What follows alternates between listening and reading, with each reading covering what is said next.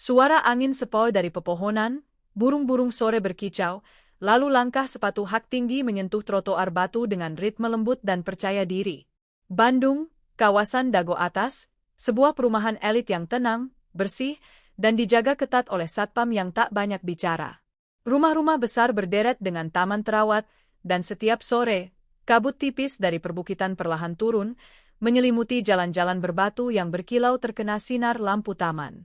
Di antara semua penghuni perumahan itu, hanya satu nama yang menjadi bahan pembicaraan, Tina.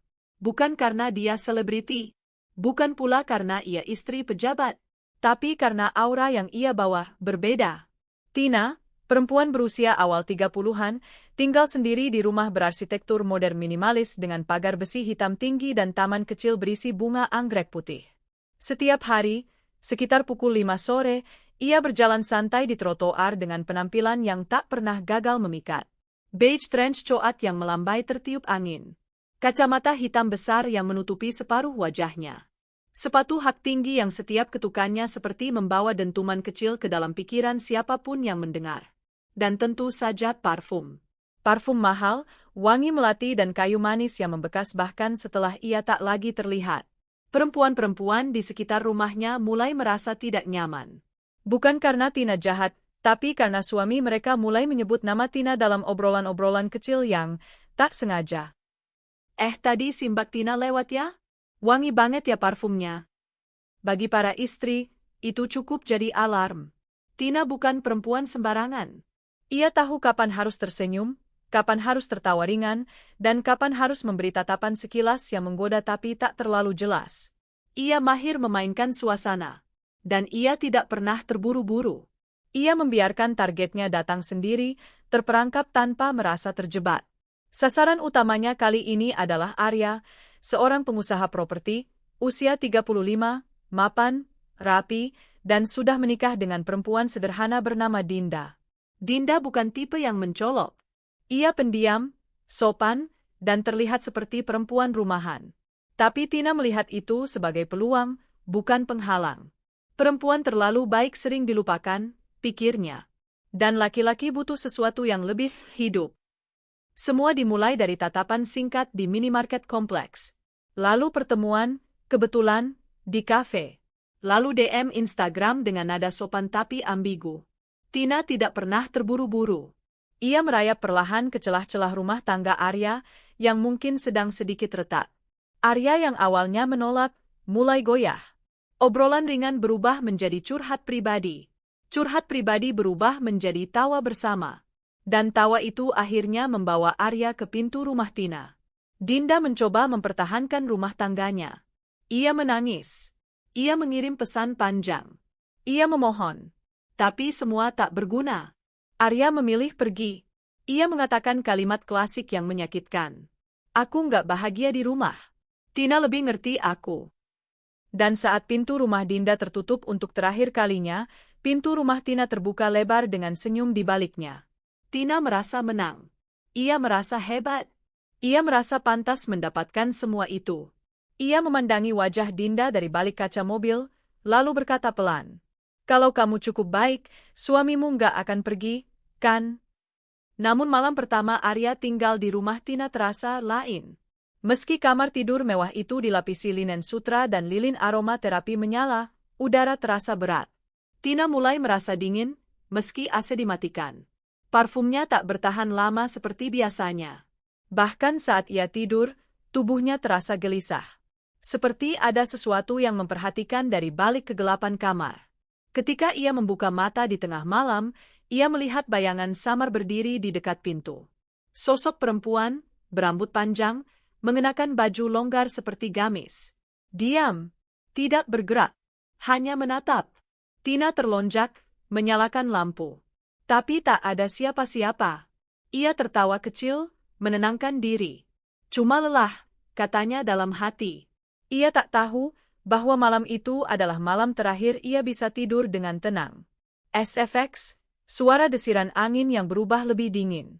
Di kejauhan, suara sendok jatuh pelan di dapur. Lalu sunyi.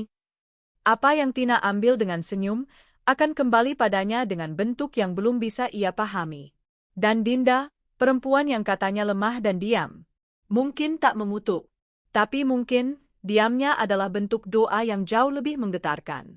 Dan doa itu sedang berjalan menuju rumah Tina.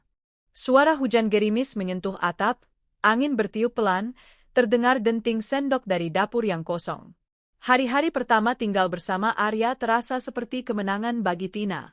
Ia bangun dengan senyum puas, memeluk tubuh pria yang dulu milik orang lain, dan merasa seolah dunia kini berada di tangannya. Tina mengisi hari-harinya dengan aktivitas yang ia sukai, belanja daring, mendekorasi ulang rumah, dan tentu saja, mempersiapkan masa depan bersama Arya. Ia mulai berbicara tentang anak, tentang liburan, tentang keluarga kecil impian. Namun, semuanya mulai berubah di minggu ketiga. Suatu pagi, Tina bangun dengan rasa mual hebat. Perutnya terasa tidak nyaman, seperti kembung, tapi berbeda dari biasanya. Ia mengira hanya masuk angin, atau mungkin efek dari stres dan perubahan gaya hidup. Tapi rasa itu tidak pergi. Dalam beberapa hari, perutnya mulai membesar. Awalnya hanya sedikit, cukup membuat celana jeans favoritnya terasa sempit. Lalu, dalam waktu singkat, perut itu membuncit seperti kehamilan, namun tidak simetris, tidak normal. SFX. Suara detak jantung perlahan. Suara napas berat Tina mengeluh di kamar mandi. Tina langsung berpikir ia hamil. Baginya, itu adalah hadiah sempurna. Bukti bahwa hubungan mereka adalah takdir yang tak bisa dibantah. Namun saat ia memeriksakan diri ke dokter kandungan, hasilnya mengejutkan. Tidak ada janin. Tidak ada tanda kehamilan. Tidak ada penjelasan medis. Dokter hanya berkata, mungkin gangguan hormonal. Kita perlu observasi lebih lanjut. Tapi Tina tahu ini bukan sekadar gangguan hormon. Perutnya makin hari makin keras. Bukan hanya besar, tapi seperti berisi sesuatu yang berat dan hidup. Saat ia berbaring, ia bisa merasakan ada sesuatu bergerak pelan di dalamnya. Seperti sesuatu yang berpindah tempat. Tapi bukan gerakan bayi. Gerakan itu dingin, lambat, dan terasa seperti menjalar. Arya mulai gelisah. Ia mencium bau aneh dari tubuh Tina. Bau itu tidak muncul sekaligus, tapi berkembang perlahan. Seperti ada sesuatu yang membusuk dari dalam tubuhnya, tapi tak bisa dicari sumbernya. Parfum Tina tak lagi bisa menyamarkan bau itu. Malah bercampur, membuat aroma yang menggugah rasa tidak nyaman siapapun yang terlalu dekat. Arya semakin sering pergi. Awalnya hanya alasan pekerjaan. Lalu mulai menginap di luar kota. Akhirnya ia tidak kembali selama beberapa hari. Tina sendirian. Di rumah besar yang dulu jadi tempat kebanggaan, kini jadi penjara tak terlihat. Setiap malam, ia sulit tidur. Rasa panas dari dalam perut membuat tubuhnya menggigil keringat. Kadang, saat tertidur, ia terbangun oleh rasa seperti dicengkeram dari dalam. Seperti tangan kecil yang menarik dari balik tulang rusuknya. SFX. Suara napas tercekat, lalu bisikan samar dan gerakan kain terseret di lantai. Ia mulai mendengar suara. Awalnya seperti suara tangisan jauh. Tapi bukan suara bayi. Suara itu lebih berat. Seperti suara perempuan, menangis perlahan, tapi penuh amarah yang ditahan. Tangisan itu berasal dari kamar atas. Padahal kamar itu tak pernah dipakai sejak Arya pergi. Tina mencoba berpikir logis. Ia mulai memasang doa-doa di dinding, walau selama ini ia bukan tipe yang religius. Tapi seberapa banyak doa yang bisa menahan sesuatu yang tumbuh bukan dari Tuhan? Suatu malam, ia mencoba mandi air hangat, berharap tubuhnya lebih tenang. Tapi saat melepas baju dan melihat ke cermin, ia melihat urat-urat di perutnya tampak menonjol. Keunguan. Seperti akar pohon tua yang menjalar dari pusat tubuhnya ke seluruh perut. Ia menyentuhnya perlahan, dan saat itu, terasa denyut pelan. Bukan detak jantung, tapi seperti ritme kehidupan yang bukan miliknya. Tina mundur. Wajahnya pucat. Matanya mulai lingkaran gelap. Tidurnya hanya 2 jam per malam, selebihnya ia terjaga dalam ketakutan tanpa sebab yang bisa ia jelaskan pada siapapun. Ia mengirim pesan pada Arya. Tak dibalas. Ia mencoba menghubungi seorang dukun yang pernah dibicarakan tetangganya. Tapi begitu mendengar nama Tina, sang dukun hanya berkata, "Maaf, Yang datang ke kamu bukan dari sini. Dan bukan kamu yang memanggilnya. SFX, suara gemerisik seperti daun kering. Bisikan samar, bukan milikmu, bukan milikmu. Tina mulai merasa tubuhnya bukan miliknya. Rumahnya bukan miliknya. Dan bahkan dirinya pun, perlahan bukan dirinya lagi.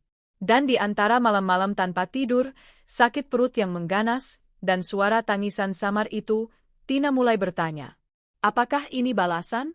Ataukah sesuatu yang lebih besar sedang menunggu untuk keluar dari dalam dirinya?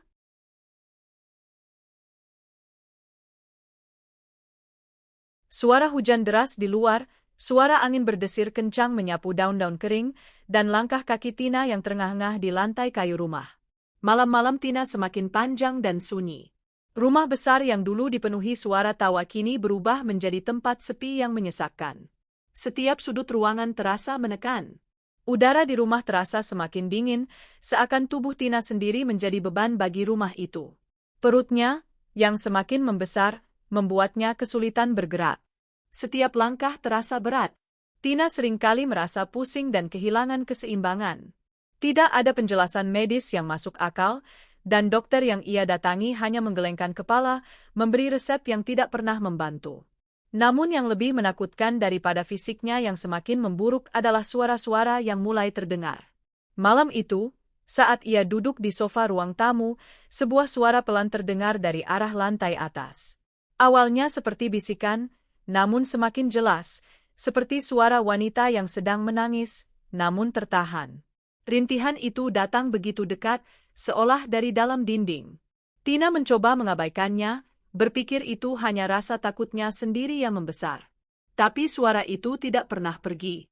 Bahkan kadang terdengar seperti panggilan, sebuah bisikan halus yang menyebut namanya. Apa yang kau lakukan, Tina? Mengapa kamu mengambilnya? SFX. Suara lirih yang menambah ketegangan, dan suara gemerisik kain tipis berdesir. Tina tak bisa lagi tidur. Ia melangkah ke arah kamar tidur, berharap bisa beristirahat, namun langkah kakinya terhenti saat ia melihat sesuatu yang menakutkan di dinding. Di sebelah kanan pintu kamar tidur, ada coretan.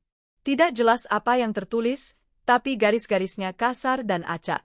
Seolah tulisan itu dibuat dengan kekuatan yang sangat besar. Tina mendekat, tangan gemetar, dan melihat lebih jelas. Tulisan itu berbunyi, "Kau tak bisa lari dari apa yang sudah kau lakukan." Ia terkejut, matanya terbeliak. Tulisannya berwarna merah, bercampur seperti darah yang mengering, dan terasa hidup. Setiap kali Tina berusaha menghapusnya, coretan itu kembali muncul, lebih tebal, lebih terang. Tina mundur, napasnya tercekat, tubuhnya bergetar. Ia ingin menjerit, tapi suaranya tertahan di tenggorokan. Di hari-hari berikutnya, coretan itu semakin banyak. Dinding kamar utama, cermin besar di kamar mandi, bahkan dinding tangga, semuanya tertulis dengan pesan-pesan yang semakin menakutkan. Yang kau rebut tidak akan pernah menjadi milikmu. Dia akan kembali menuntut. Dan setiap kali ia mencoba membersihkan tulisan itu, sesuatu yang tak terlihat seperti menariknya kembali ke dalam dunia yang gelap. Tina mulai merasa bahwa rumahnya bukan lagi miliknya. Ia merasa terperangkap dalam tubuhnya sendiri, terjebak dalam kutukan yang tidak bisa ia pahami. Arya semakin jarang muncul. Tina mulai merasa terisolasi, ditinggalkan oleh pria yang dulu ia anggap sebagai pelarian dari kesepian. Kini, rumah ini penuh dengan keheningan yang menekan. Suatu malam, saat hujan turun begitu deras, Tina memutuskan untuk pergi ke lantai 2, lantai yang tidak pernah ia masuki setelah pertama kali pindah. Di sana, di kamar yang terbengkalai, Tina merasa ada sesuatu yang menariknya. Mungkin itu perasaan yang lebih dalam. Mungkin keputusasaannya. Atau mungkin sesuatu yang lebih jahat. Kamar itu gelap, penuh debu, dan terkesan sudah lama tidak tersentuh. Lantai kayu berderit saat ia melangkah masuk. Di dinding kamar, ada lebih banyak tulisan. Lebih banyak coretan merah yang menutupi setiap inci ruang. Tina melihat ke sekeliling dan akhirnya menemukan sebuah cermin besar yang tergantung di dinding. Begitu ia mendekat, cermin itu kabur, lalu perlahan menajam. Di pantulan cermin, ia melihat bayangannya sendiri, tapi ada yang salah. Tina tampak lebih pucat. Matanya lebih besar dan kosong. Dan, yang lebih menakutkan, ada sosok lain yang berdiri di belakangnya. Tina menoleh cepat. Tak ada siapa-siapa. Namun di cermin itu, senyum aneh muncul di wajahnya, senyum yang bukan miliknya. Senyum yang jahat, senyum yang penuh penyesalan. Perlahan, Tina mulai merasakan bahwa ini bukan lagi tubuhnya. Ia bukan lagi perempuan yang pertama kali datang ke rumah ini. Ia merasa ada sesuatu yang mengendalikannya. Sesuatu yang lebih kuat, lebih gelap. Tina menangis, berlutut di lantai yang dingin, dan berteriak pada dirinya sendiri. Apa yang terjadi? Apa yang sedang terjadi padaku? Namun tidak ada jawaban. Di luar kamar, suara tangisan itu terdengar lagi. Lebih keras. Lebih dekat. Seperti Dinda, istri dari Arya. Tetapi kali ini, suaranya tidak lagi terdengar penuh kesedihan. Suara itu penuh dengan kemarahan. Kemarahan yang sudah dipendam terlalu lama. Dan ketika Tina membuka mata, ia menyadari sesuatu telah menyusup ke dalam rumah ini. Sesuatu yang lebih gelap, lebih tua, dan lebih berbahaya. Sesuatu yang menunggu untuk keluar. SFX. Suara tangisan pelan yang bergema, diikuti oleh ketukan lembut pada dinding. Suara gemerisik kain yang semakin keras.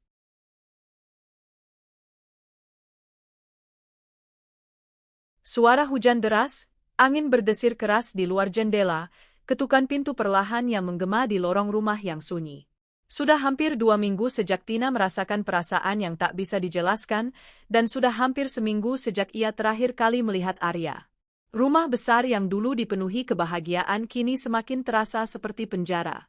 Setiap sudut rumah, setiap ruang yang sepi, semakin menambah rasa gelisah yang tak bisa ia hindari. Perutnya, yang dulu hanya membuncit, sekarang terasa seperti beban berat yang tak bisa ia lepaskan. Setiap napas terasa sesak, seperti ada yang menahan dari dalam. Tina merasa semakin lemah, tubuhnya semakin kurus, tapi perutnya justru semakin besar dan menggelinding, seperti ada sesuatu yang sedang bergerak di dalamnya. Selama beberapa hari terakhir, bau itu semakin buruk. Tina mencoba menutupi dengan parfum, dengan lilin aromaterapi, bahkan dengan pembersih udara. Tapi tidak ada yang bisa menghilangkan bau busuk yang memenuhi rumah. Itu bukan hanya bau sesuatu yang membusuk. Itu bau yang lebih gelap.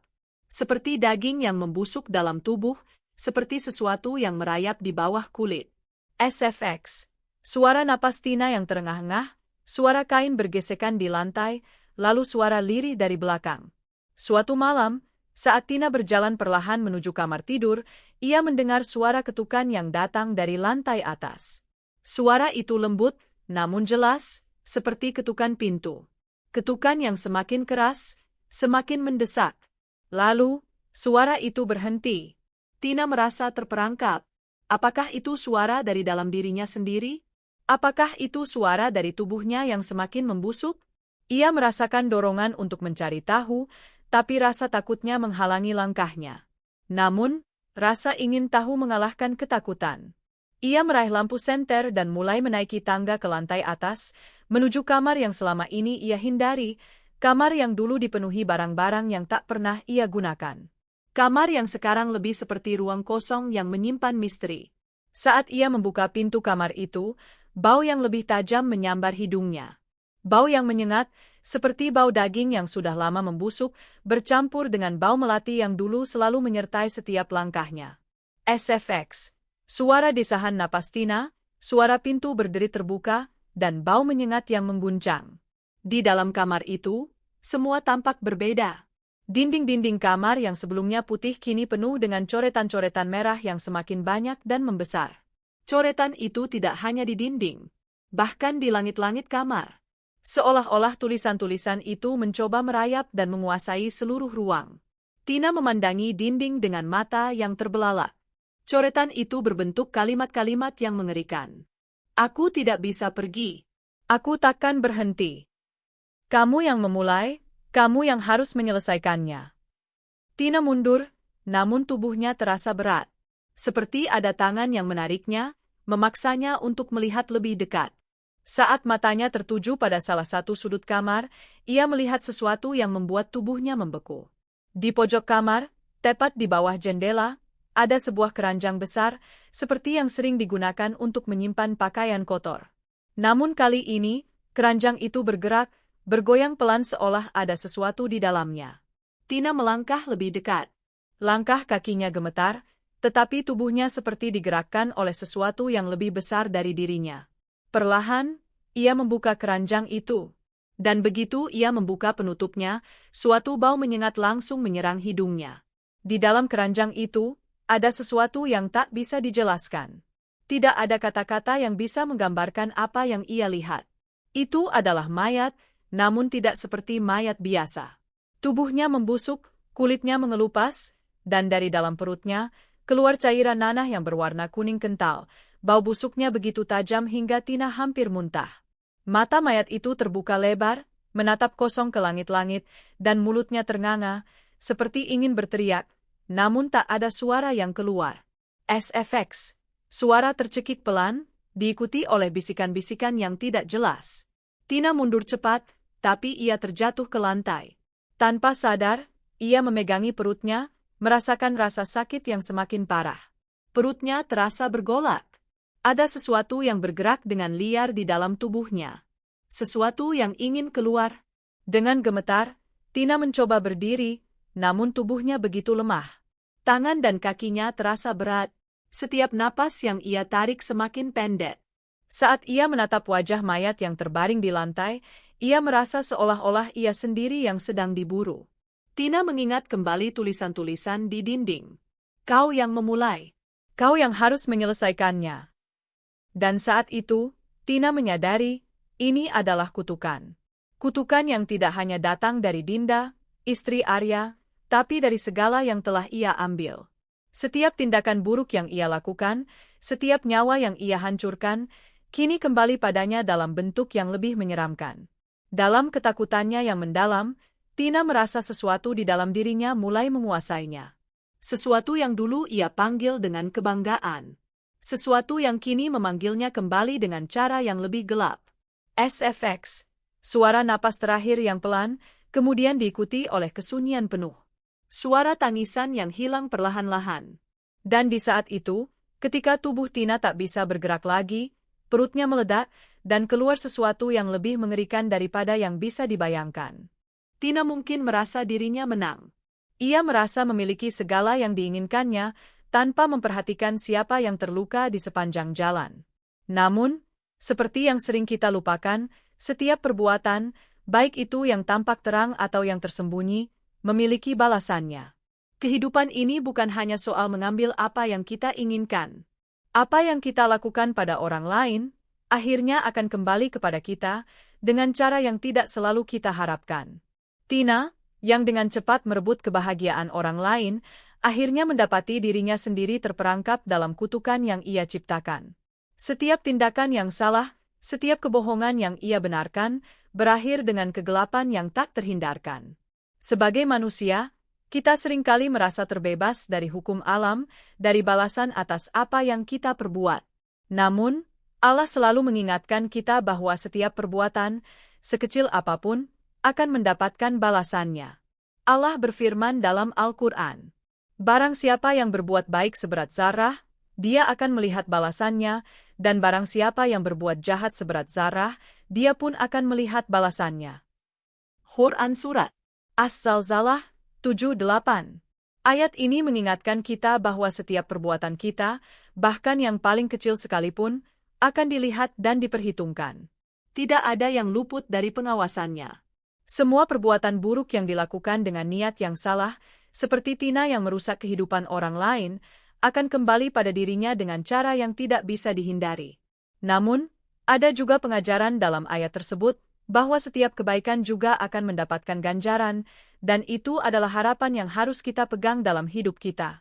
Jadi, sebelum kita bertindak, marilah kita bertanya pada diri sendiri. Apakah perbuatan kita akan membawa kebaikan bagi orang lain, atau justru membawa mereka kepada penderitaan? Karena, seperti yang kita lihat dalam kisah Tina, keputusan yang buruk bisa berakhir dengan hasil yang tak terduga. SFX. Suara angin pelan yang berhembus, diiringi dengan musik lembut yang menenangkan, memberi ruang untuk refleksi. Jika kita bisa belajar dari kisah ini, Mari kita ingat bahwa tidak ada yang luput dari hukum alam, tidak ada yang bisa lolos dari balasan atas apa yang telah diperbuat. Semoga kita semua diberi kekuatan untuk selalu memilih kebaikan dalam setiap langkah yang kita ambil.